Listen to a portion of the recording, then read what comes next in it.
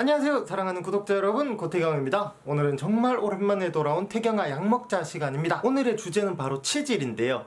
치질은 미국에서 평생 동안 전 인구의 75%가 증상을 경험했다고 보고되어 있을 정도로 굉장히 흔한 질환입니다. 여러 예능 프로그램에서도 많이 언급되었었기 때문에 굉장히 친숙하실 텐데요. 오늘은 치질은 어떤 병이고 어떻게 예방하고 치료하는지에 대해서 한번 알아보려고 합니다. 치질의 가장 대표적인 증상은 이제 배변 시에 피가 묻어 나오는 경우, 그리고 배변 시에 통증이 있다거나 배변 후에도 통증이 남아있는 경우, 그리고 배변 시에 항문 쪽에 약간 이물감이 있는 경우가 가장 대표적이라고 할 수 있는데요. 이런 증상들을 경험해 보신 적이 있거나 현재 경험하고 계시다면 오늘 영상을 굉장히 주의 깊게 보셔야겠죠. 원래는 항문에 생기는 여러 가지 질환들을 통칭해서 부르는 말이 치질인데요. 항문 질환은 치핵, 치루, 치열, 항문 주위 농양 등 여러 가지가 있는데 우리가 일반적으로 부르는 치질은 치핵을 의미하는 경우가 대부분입니다. 치핵은 항문 안쪽에 위치한 혈관 덩어리인데요. 이게 우리가 배변을 할 때 충격을 흡수하는 역할을 하게 되고요. 그게 내치핵이랑 외치핵으로 나눌 수가 있습니다. 사람의 항문은 평소에는 닫혀 있다가 배변 시에는 벌어지게 되는데요. 정상적인 상태에서는 이게 배변 시에 밖으로 나왔다가 배변이 끝나면 다시 들어가게 되는데, 배변이 끝나도 들어가지 않고 밖으로 나와 있는 그런 상태가 내치핵입니다. 치핵은 크게 1단계부터 4단계까지로 나뉘는데요. 가장 먼저 1단계는 배변 시에 가끔씩 출혈이 있는 경우로, 이때는 외관상에 큰 차이는 없고요. 이게 시간이 지남에 따라서 자연적으로 치료가 되기도 하기 때문에 따로 치료가 필요하지 않은 것이 1단계고요. 2단계는 배변 시에 치핵이 항문 밖으로 나왔다가 배변이 끝나면 다시 들어가는 경우로, 이때는 크게 불편하지 않아서 환자 본인도 모르시는 경우가 굉장히 많습니다.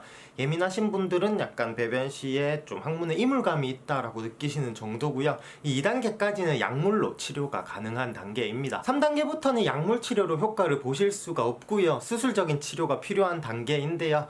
배변을 하실 때 치액이 항문 밖으로 나왔다가 끝나고 다시 들어가지 않기 때문에 손으로 밀어 넣어 주셔야 되는 경우가 3단계입니다. 이거를 제거하지 않으신다면 이제 변을 볼 때 자주 피가 나시기 때문에 수술적인 치료를 통해서 제거를 해 주셔야 되는 단계이고요. 마지막 4단계는 평소에도 치액이 항문 밖으로 나와 있고 손으로 밀어 넣어도 들어가지가 않는 경우입니다.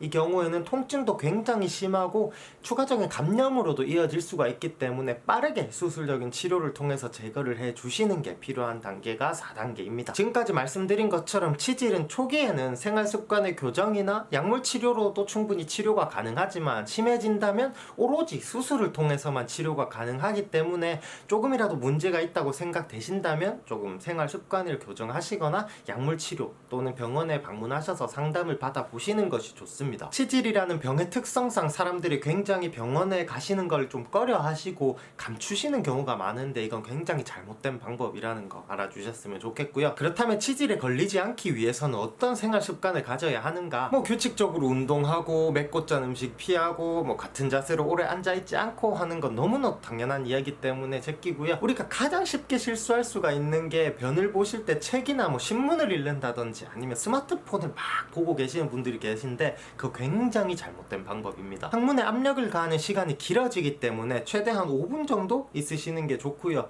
그 이상 시간이 지체된다고 하면 그때 변을 보지 못하셨다고 하더라도 한번 쉬었다가 다음번에 다시 변을 보시는 것이 좋습니다. 같은 이유에서 변을 보실 때 막 이렇게 힘을 주시는 분들이 계신데, 이것도 굉장히 잘못된 방법입니다. 힘을 줘야 변이 나온다는 것 자체가 이미 문제가 있다는 걸 의미하고요. 정상적인 상태에서는 따로 힘을 주지 않아도 저절로 변이 나오는 것이 정상입니다. 치질에 사용되는 약물의 종류는 그렇게 많지 않습니다. 치질을 타겟으로 한 먹는 치질약은 치센 캡슐이라는 약이 거의 유일한데요. 처방전 없이 약국에서 바로 구입하실 수가 있고요. 임신 3개월 이후에 임산부와 수유부도 복용을 하실 수 있을 만큼 굉장히 안전한 약물이기 때문에 당장 증상이 있으신 분들 뿐만 아니라 예방의 목적으로도 드실 수 있는 약입니다. 혈액순환을 돕고 붓기를 빼주는 역할을 하게 되는데요. 최소 2주 이상은 먹어주셔야 효과가 나타나기 시작하고요. 어느 정도 만족할 만한 효과를 보시기 위해서는 2달 이상 복용을 권해드립니다. 권장을 하고 있습니다. 이 약은 일반적으로 하루 2번 드시게 되는데요. 하루 2번이라고 하면 보통 아침 저녁을 의미하잖아요. 이 약은 좀 특이하게도 점심 저녁에 복용을 하게 된다는 점이 조금 특이하다고 할 수가 있겠고요.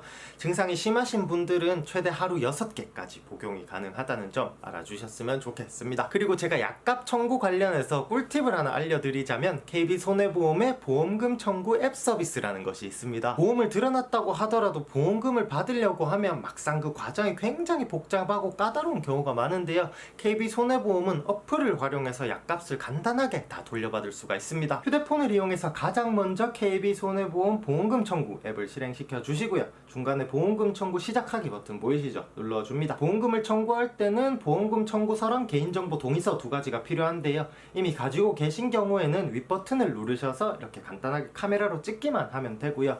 가지고 계시지 않다고 하더라도 이렇게 아래 버튼 누르셔서 앱에서 직접 작성하실 수가 있습니다. 저는 가지고 있기 때문에 이렇게 이름이랑 휴대폰 번호를 입력하고요. 양식 다운로드 버튼을 누르시면 여기 간단하게 이메일이나 팩스로 양식을 받으실 수가 있고요. 받으셔서 작성한 다음에 이렇게 플러스 버튼으로 촬영 버튼으로 양식을 촬영하시거나 갤러리에 넣으셔가지고 간단하게 첨부를 하신 다음에 약값 영수증 사진만 첨부해 주시면 정말로 간단하게 약값을 다 돌려받을 수가 있습니다. 굉장히 간단하죠? 네, 여러분 오늘은 치질에 대해서 알아보는 시간을 가졌고요. 조금이라도 증상이 의심되시는 분들은 주저하지 마시고 어떤 식으로든 치료를 시작하시길 명심하셨으면 좋겠습니다. 시청해 주셔서 감사하고요. 저는 다음 영상에서 뵙도록 하겠습니다. 약을 잘 알아야 건강을 잘 아니까 KB손해보험이 알려드릴게요.